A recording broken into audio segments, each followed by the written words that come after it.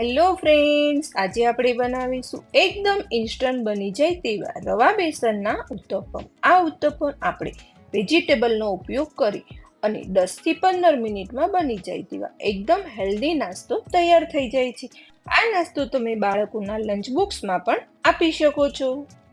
અહીં અમે 50 ગ્રામ જેટલી પાલક લીધેલી છે અને તેને આપણે રફલી કટ કરી લેવાની છે. આ રીતે મોટું મોટું કટિંગ કરીને પાલકને સરસથી મિક્સર જારમાં કટ કરી દેવાની છે. ત્યારબાદ તેમાં એડ કરીશું આપણે 1 નાનો કપ કોથમીર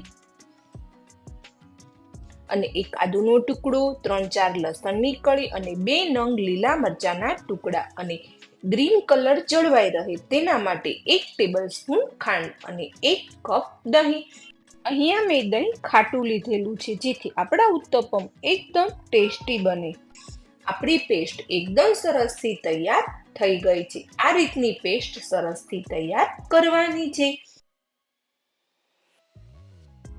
હવે આપણે એક વાસણ લેવાનું છે, તેમાં જે પેસ્ટ કરેલી હતી તેને એડ કરી દેવાની છે.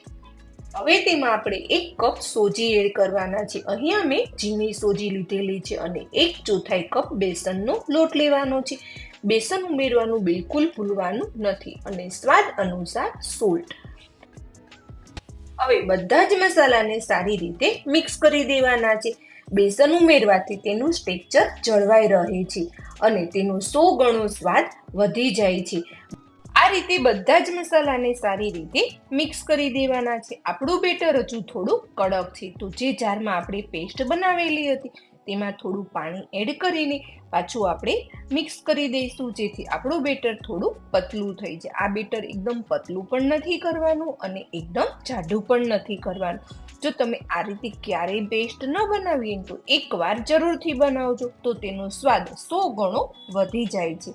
આ રીતે સરસથી તેને મિક્સ કરી દેવાનું છે. હવે આ બેટરને આપણે 10 મિનિટ માટે રેસ્ટ આપવાના છીએ. 10 મિનિટ રેસ્ટ એટલા માટે આપવાની છે જેથી આપણી સોજી એકદમ સરસથી ફૂલી જાય. આપણું બેટર એકદમ સરસથી તૈયાર થઈ ગયું છે, તો ત્યારબાદ તેમાં આપણે 1 ટેબલસ્પૂન જેટલું તેલ એડ કરવાના છીએ.